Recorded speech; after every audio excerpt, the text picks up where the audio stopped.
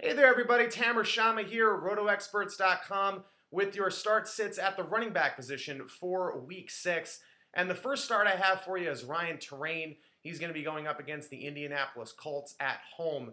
And Terrain really has gotten a lot of negative press in fantasy football circles over the last few days, given his poor performance in Week 5. But you have to look at his situation, and given that situation, he's still a good running back option in fantasy football. And the main thing is that he is still getting the majority of the carries and looks to be getting the majority of the carries until Clinton Portis comes back from injury. There really isn't anybody threatening him on that roster right now to take away his carries. So with the fact that he's getting the majority of the carries, he looks like a good start in Week 6 against the Indianapolis Colts for a couple of reasons. The Colts' run defense is not very good.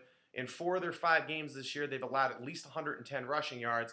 And also, the Redskins, unlike last week, are going to need to run the ball in order to keep Peyton Manning off the field. You don't want to let Peyton Manning get into a rhythm with a lot of quick offensive possessions. So you want to keep him off the field. I think the Redskins are going to try to do that and allow Terrain to get anywhere from 20 to 25 carries in this game. Even with a poor yards per carry average, that would still get him over 80, 90 yards in this game. He'll have a very good chance at a touchdown, given the fact that he is the goal line back. So he's a good running back 2 in moderate to deeper leagues this week, and also a good flex option in all leagues for Week 6. So the second start I have for you this week is kind of a weird one. It's Brandon Jacobs. He's going to be going up against the Lions at home. And if you're desperate for running back, and I caution if you're desperate for running back, Brandon Jacobs is a good option for you next week. He's starting to get involved in the Giant running game. He's had over 100 yards combined in his last 2 games, a touchdown in each of his last 2 games.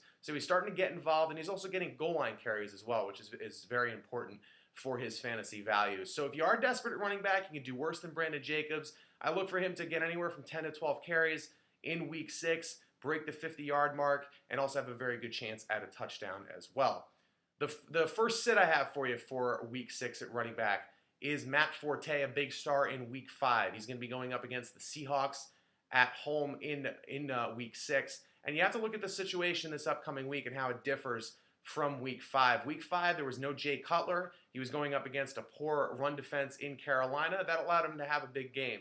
This week, it looks like Jay Cutler is going to play, and he's actually going up against a very good run defense, a run defense that a lot of people don't know about, and that's the Seattle Seahawks run defense. They're allowing only 73 yards per game on the ground, only 2.7 yards per carry on the ground. So a very good run defense. I think with Cutler back and the fact that he's going up against a staunch run defense, that really hurts his value this week.